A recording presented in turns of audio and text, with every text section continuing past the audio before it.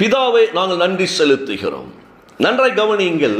நீதிமொழிகள் 30ஆம் அதிகாரம் 5ஆம் வசனத்தை இந்த காலை நேரத்தில் ஆவியானவர் எனக்கு தந்தபடியினால இந்த வார்த்தை உங்களோடு கூட நான் பகிர்ந்து கொள்ளுகிறேன். இது நமக்கும் நம்முடைய சந்ததிகளுக்கும் ஆசீர்வதிக்கப்பட்ட வார்த்தையாக இருக்கிறது.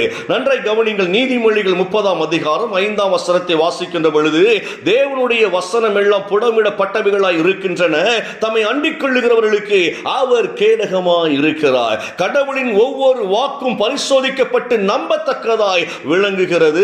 தம்மை அடைக்கலமாக கொண்டவர்களுக்கு அவர் கேடயமாய் இருக்கிறார் என்று அழகாய் தேவனுடைய சத்தியம் நமக்கு வெளிப்படுத்தப்பட்டு இருக்கிறது. எனக்கு அருமையான தேவ பிள்ளைகளே, ஒன்றை அழகாய் புரிந்து கொள்ளுங்கள். அவரை யாரெல்லாம் நம்புகிறார்களோ, அடைக்கலமாய் அவரிடத்தில் போய் யாரெல்லாம் தங்குகிறார்களோ, ஆண்டவரை யாரெல்லாம் அண்டிக் கொள்ளுகிறார்களோ, அவர்கள் ஒவ்வொருவரையும் தேவன் பாதுகாத்துக் கொள்ளுகிறவர் என்பதை இந்த வசனம் தெளிவாய் நமக்கு காண்பித்துக் கொடுக்கிறது. இந்த உலகத்தில் நமக்கு பாதுகாப்பு தேவை, நம்முடைய சந்ததிகளுக்கு பாதுகாப்பு தேவை, எல்லா விதத்திலும் பாதுகாப்பு நமக்கு தேவையா இருக்கிறதுங்க. ஏன்னா உலகத்திற்குள் இன்றைக்கு அன்பு இல்லை, உலகத்திற்குள் சமாதானம் இல்லை, உலகத்திற்குள் சந்தோஷம் இல்லை. பிள்ளைய ஸ்கூலுக்கு அனுப்பிட்டு சாயந்தரம் வருகிற வரைக்கும் பதபதப்போடு கூட இருக்க வேண்டி இருக்கிறது, பயந்து இருக்க வேண்டி இருக்கிறது. பலவிதமான சூழ்நிலையில் பிள்ளைகளுக்கு விரோதமாக இருக்கிறது. கல்லூரிக்கு போன பிள்ளைங்க எங்க போறாங்க, எங்க வராங்க தெரியலையே, என்ன நடக்குன்னு தெரியலையே, ஒரு பயம் தொற்றிக் கொள்ளுவதை பார்க்க முடிகிறது.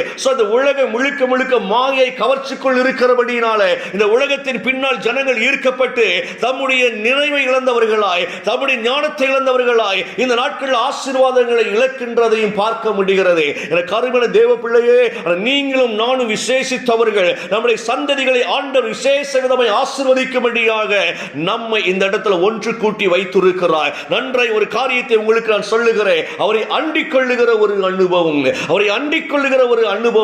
எத்தனை பிரச்சனைகளுடைய வாழ்க்கையில வந்தாலும் சரி, எத்தனை சூழ்நிலைகளுடைய வாழ்க்கையில வந்தாலும் சரி, நமது கேடகமாய் இருக்கிறவர், நமது பாதுகாப்பாய் இருக்கிறவர் ஆண்டவர் ஒருவரை தவிர எந்த மனுஷரும் கிடையாது என்பதை புரிந்து கொள்ள வேண்டும். நமக்கு பாதுகாப்பு யாராலும் கொடுக்க முடியாதுங்க.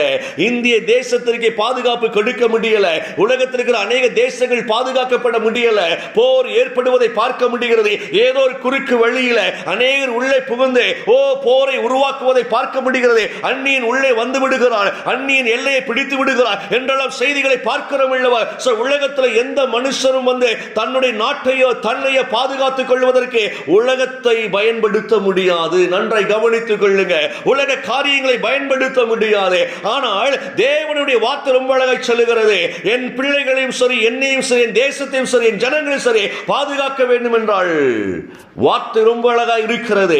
அவரை அண்டிக் கொள்ளுகிற ஒரு அனுபவம், அவரை அண்டிக் கொள்ளுகிற ஒரு அனுபவம். ஒருவேளை நீங்க நினைக்கலாம், நான் ஆண்டவரை அண்டிக் கொண்டுதானே இருக்கிறேன், நான் சர்ச்சுக்கு தினமும் போகிறேனே, நான் சபைகளுக்கெல்லாம் போய் ஊழியம் செய்கிறேனே, ஐயா சண்டே தோறும் ஆராதனைக்கு ஒழுங்கா போயிருந்தேனே, 4 பேரை பார்த்தா இயேசுவதான சொல்றேன் என்றெல்லாம் சொல்லி நம்முடைய வாழ்வில பல காரியங்களை நம்ம வெளிப்படுத்தி கொண்டுதான் இருக்கிறோம். ஆனாலும் கூட கர்த்தரை அண்டி இருக்கிறோமா என்கின்ற ஒரு காரியம் ரொம்ப ஆழமாய் சிந்திக்க வேண்டியதா இருக்கிறது. நேற்று சகோதரி தன் கணவரை குறித்து சில காரியங்களை சொன்னாங்க. என் கணவர் இப்படிப்பட்ட போராட்டத்தில் இருக்கிறார், பிரச்சனையில் இருக்கிறார். அந்த கணவர் வந்து என்னை விட்டு தூரமாய் போனார், இப்ப வருவதற்கு எல்லாம் ரெடியாகி வந்தார், திருப்பி சண்டை போட்டு போயிட்டாரு, திருப்பி வாரன் சொல்றாரு, அவரை ஏற்றுக்கொள்வதற்கு பயமாக இருக்கிறது, அவர் வராமல் இருந்த நலமாக இருக்கும், அப்படி எல்லாம் அவங்க சொன்ன வார்த்தைகள். வந்தா திருந்தி வரட்டும் இப்படிலாம் சொன்ன வார்த்தைகள் பாருங்களேன். வந்தாலே அடிக்கிறாரு, வந்தாலே பிள்ளைகளோடு கூட போராடுறாரு, குடும்பத்தில் பயங்கர பிரச்சனை நடந்து கொண்டு இருக்கிறது, என்னால் ஏற்றுக்கொள்ள முடியல, ஆனாலும் ஜெபித்துக் கொள்ளுங்கள் என் கணவர் மனம் மாறுவதற்காக அப்படின்னு ஒரு வார்த்தை சொன்னாங்க. நான் சொல்றேன், உங்களால ஏற்றுக்கொள்ள முடியாத ஒரு காரியத்திற்கு ஜெபித்தால் பலன் எப்படி கிடைக்கும் என்று நான் கேட்டேன். நல்லா கவனித்துக் கொள்ளுங்களேன். இயேசுவின் நாமத்தில் ஒரு வார்த்தை உங்களோடு நான் பகிர்ந்து கொள்ளுகிறேன். அந்த சகோதரிக்கு சொன்ன ஒரு ஆலோசனை தெரியுமா? முதலாவது ரட்சிப்பின் அனுபவம் என்ன என்பதை நீங்கள் அறிந்து கொண்டவர்களாய் உங்களை தேவனுடைய சமூகத்தில் நீங்கள் உங்களை தகுதிப்படுத்திக் கொண்டு உங்களுக்குள் இருக்கிற பரிசுத்தாவின் அபிஷேகம் அவரை நோக்கி புறப்பட்டு போக முடியாது. முதலாவது நீங்கள் தேவ சமூகத்திலே அண்டிக் கொள்வீங்கள். நான் ரட்சிக்கப்பட்டுட்டேன். நல்ல கவனிங்கள, தினமும் ரட்சிப்பினுடைய அந்த அனுபவம் இருக்கு பாருங்களேன். தினமும் ப்ராசஸ் ஆகிக்கொண்டே இருக்கணுங்க. நான் என்றோ ஒரு நாள் ரட்சிக்கப்பட்டுட்டையா, என்றோ ஒரு நாள் ஆண்டவர் அறிந்து கொண்டு அது வேஸ்ட்டுங்க. என்னைக்கோ ஒரு நாள் அறிந்து கொண்டு என்னைக்கு நீங்க ரட்சிக்கப்பட்டீங்க அப்படின்னு அந்த டேட்டை தெளிவா சொல்லுவார். ஆனா இன்றைக்கு ரட்சிப்பின் பாதையில் ஓடிக்கொண்டு இருக்கிறோமா என்கிற ஒரு கேள்வியை முன்வைக்க வேண்டியதா இருக்கிறது. இன்றைக்கு என்னால் பரிசுத்தமா இருக்க முடிகிறது முடிகிறதா? இன்றைக்கு நான் பொறாமைப்படாமல் இருக்க முடிகிறதா? இன்றைக்கு நான் புரணி பேசாமல் இருக்க முடிகிறதா என்றால் சொல்லி ஆராய்ந்து பார்க்கிற பொழுது ரட்சிப்பினுடைய அனுபவம் என்பது என்ன தெரியுமா? தினம் தினம் தேவனை அண்டிக் கொள்ளுகிற ஒரு அனுபவம், தினம் தினம் தேவனோடு உறவாடுகிற ஒரு அனுபவம், இயேசுவோடு உறவாடி பிதாவின் அன்பை பெற்றவர்களாய் உலகத்திற்கு வெளிச்சமாய் நாம் மாறுவதுதான். அது தினமும் நடக்கிற ப்ராசஸ். அது தினமும். நேற்று பைபிள் வாசித்தாச்சு, நேற்று ஜெபம் பண்ணியாச்சு, அவ்வளவு இன்னும் 2 நாள் கழிச்சு பார்த்துக்கலாம். இல்ல இல்ல இல்ல இல்ல, இன்றைக்கும் வேதத்தை வாசித்து, வேதத்தை தியானித்து, வேதத்தோடு உறவாடி, இன்றைக்கும் பிள்ளைகளோடு உறவாடி, இன்றைக்கும் குடும்பத்தோடு உறவாடி, இன்றைக்கு அன்பை வெளிப்படுத்துவது மிக மிக முக்கியமான காரியமாக இருக்கிறது. பிள்ளைங்கள்ட்ட நேற்று பேசின பிரதர், இனி 1 வாரம் கழிச்சு தான் பேசுவேன், அப்படி கிடையாது. நேற்றே நான் போன்ல பேசிட்டேன், இனி அவன் ரொம்ப பிஸியா இருப்பான், அவன் ரொம்ப பிஸியா இருப்பா. அந்த பிஸி அப்படிங்கிற ஷெட்யூல் இருக்கு பாத்தீங்களா, அது நம்முடைய ஏமாற்றக்கூடிய காரியம். பாருங்களேன், நம்மளே ஏமாற்றக்கூடிய காரியம். உலகத்தில் இயேசு கிறிஸ்து மாதிரி பிஸி உலகத்தில் ஒருத்தரும் கிடையாது. 24 hours தூக்கமிழல் பிஸியா இருக்கிறவர் யாருன்னா ஆண்டவர் ஒருத்தர் தாங்க. இஸ்ரவேலை காக்கிறவர் உறங்குவதும் இல்லை, கண் அயர்வதும் இல்லை என்று சொல்லி நமக்காய் காத்து கொண்டிருக்கிறாரே, நம்மை காவல் காத்தும் கொண்டிருக்கிறாரே, நம்முடைய ரட்சிப்பிற்காக இன்னைக்கு வரைக்கும் பரிந்து பேசிக் கொண்டிருக்கிற நம்முடைய ஆண்டவர், நமக்காக நம்முடைய சந்ததிகளுக்காக இன்றைக்கு பரிந்து பேசிக் கொண்டிருக்கிற நம்முடைய ஆண்டவர். அவரை மாதிரி உலகத்தில் பிஸி யாரும் கிடையாது. நான் இன்னைக்கு உங்களுக்கு சொல்றேன், முதல்ல தேவனை அண்டிக் கொள்ளுங்க. 2வது, பிள்ளைகளுக்காக தேவ சமூகத்தை நாடுங்க. பிள்ளைகளிடத்திலும் நீங்கள் உட்கார்ந்து மணிக்கணக்காய் நல்ல விஷயங்களை பேசுங்க, வேத ரகசியங்களை பேசுங்க, ஜாலியா பேசுங்க, என்ஜாய் பண்ணி பேசுங்க. அதெல்லாம் பெரிய ரகசியங்க. அது நீ குடும்பத்தை பிரிக்கி பிசாசு வீட்டுக்குள்ள இருக்கிற ஜனத்தின் மத்தியிலேயே ஆளாளுக்கு ஒரு இடத்துல உட்கார்ந்து இருக்கிறோம்.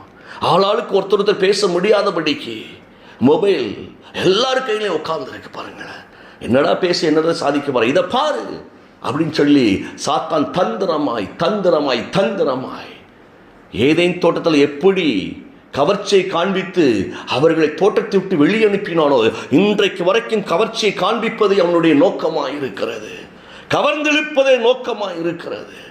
நேற்றின் மனைவி என்னுடைய பையனும் ஒரு ஷோரூம் போட்டிருக்கிறாங்க, புதுசாக போட்டிருக்கிறாங்க, நிறைய துணிமணிகள் வந்திருக்கும்பா, போய் பார்க்க போகிறேன் அப்படின்னு சொல்லிக்கிட்டு இருந்தான். நான் மைண்டில் நினச்சேன், சரி போய் பாரு, ஆசையும் கெடுப்பானே.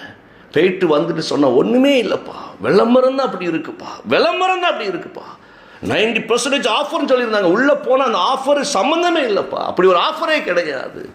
இது உலகம் மாயையை காண்பித்து கவர்ச்சியை காண்பித்து 2 பேரும் போயிட்டு வந்து சிரிச்சுக்கிட்டு இருக்கிறாங்க, ஒன்றுமே இல்லை அப்படின்னு சொல்லிட்டு. நான் போகாமையே சிரிச்சுக்கிட்டேன், ஒன்றுமே இருக்காது என்று சொல்லி. எனக்கு அருமையான தேவ பிள்ளைகளை நன்றாய் கவனித்துக் கொள்ளுங்க. இந்த வார்த்தையை எதுக்கு சொல்றோம்னா, நம்ம அங்கே லைட் எரிகிறது, இங்கே லைட் எரிகிறது, அங்கே விளம்பரம், இங்கே விளம்பரம் ஆக அப்படின்னா ஓடி ஓடி போய் அந்த கூட்டத்துக்குள்ள போய் நீங்க முச்சி மோதி அங்கே போய் என்ன அந்த காரியத்தை பார்க்க வேண்டிய அவசியமே இல்லை. நீங்க பொறுமையா தேவ சமூகத்தில் இருந்தால் நமக்கு தேவையான தேவன் காண்பித்து நமக்கு நன்மையானதை அனுபவிக்க கிருபை கொடுக்கிறவராய் இருக்கிறார். நான் என்னைக்குமே ஒரு வார்த்தையை சொல்லுவேன், எங்க கூட்டம் அதிகமாக இருக்கிறதோ அங்க தயவு செய்து போகாதீர்கள், நேரத்தை வீணடிக்காதீர்கள். இன்னைக்கு ஒரு பொருள் இவ்வளவு ரிடக்ஷன்ல கொடுக்குறான் அப்படின்னு சொன்னா அங்க கூட்டம் மொக்கி. நான் உங்களையும் என்னையும் பார்த்து சொல்றேன், என்ன தெரியுமா, நம்மளாம் அதை விட பெரிய ஜீனியஸுங்க. தேவனோட எப்படியோ ஆசீர்வதித்து வச்சிருக்கிறாரு, எப்படி ஆசீர்வதித்து வச்சிருக்காரு. அந்த நம்பிக்கைக்குள்ள வாங்க. நாம வாங்குகிற ஒவ்வொரு பொருளும் குவாலிட்டியா இருக்கும். ஏசப்பட்ட சொல்லுங்க, நம்ம அந்த அந்த அந்த அந்த எண்ணத்தை விட்டு வெளியே வந்துடணும். எங்க ரொம்ப சீப்பா கிடைக்கும் அந்த எண்ணத்தை விட்டு வெளியே வந்துடுங்க. எங்க அதிகமாக கிடைக்கும் அந்த எண்ணத்தை விட்டு வெளியே வந்துடுங்க. ஒன்று போனா நான் அப்படித்தான் போவேன், இல்லை கீழே தான் போவேன், அப்படி எண்ணமே வேண்டாம். கர்த்தரோடு அவரை அண்டிக் கொள்ளுகிற பொழுது அவர் நமக்கு தகுதியான நமக்கு ஏற்றத குவாலிட்டியான ஆசீர்வாதங்களை அவர் அள்ளி கொடுத்து கொண்டே இருப்பார். நம்முடைய பிள்ளைகளுக்கு குவாலிட்டியான ஆசீர்வாதங்களை அள்ளி கொடுத்து கொண்டே இருப்பார். ஆனால் ஒன்னே ஒன்று செய்யணும், அண்டிக் கொள்ளுகிற அனுபவம். அவரை மட்டும் பற்றி கொள்ளுங்க. வேறு வழியே இல்லைங்க, வேறு வழியே கிடையாது. நீங்க அவரை பற்றி கொள்ளுகிற பொழுது தேவனுடைய சத்தம் நம்முடைய காதுகளில் விழும். தேவன் பேசுகிற அந்த அனுபவம் இருக்கு பார்த்தீங்களா, அது நம்மையும் நம்முடைய குடும்பத்தையும் சமுதாயத்தையும் ஜெயிக்க வைக்கிற அந்த ஞானமாக இருக்கிறது. உலகத்தை ஜெயிப்போம் கண்டிப்பா, கவலைப்படாதீங்க. தேவனே நமக்கு நன்மை செய்கிறவராய் இருக்கிறபடியினால நீங்க கவலைப்படாதபடிக்கு ஆண்டவருடைய சமூகத்தில் சொல்லுங்க, என் தேவனாய் கர்த்தர் இன்னைக்கு என்னை ஆசீர்வதிக்கிறவராய் இருக்கிறார். கண்களை மூடுவோம். பிதாவே, இந்த வார்த்தை நாங்கள் ஏற்றுக்கொள்ளுகிறோம் ஐயா. இயேசுவின் நாமத்தினுடைய அண்டிக் கொள்ளுகிற கிருபையினால் இன்றைக்கு எங்களை நிரம்பி வழிய பண்ணுவீராக. பெரிய காரியங்கள் எங்களுக்கு உண்டாகட்டும். இயேசுவின் நாமத்தில் இணைந்திருக்கிற ஒவ்வொரு பிள்ளைகளை ஆசீர்வதிக்கிறேன் நல்ல பிதாவே. ஆமேன், ஆமேன், ஆமேன்.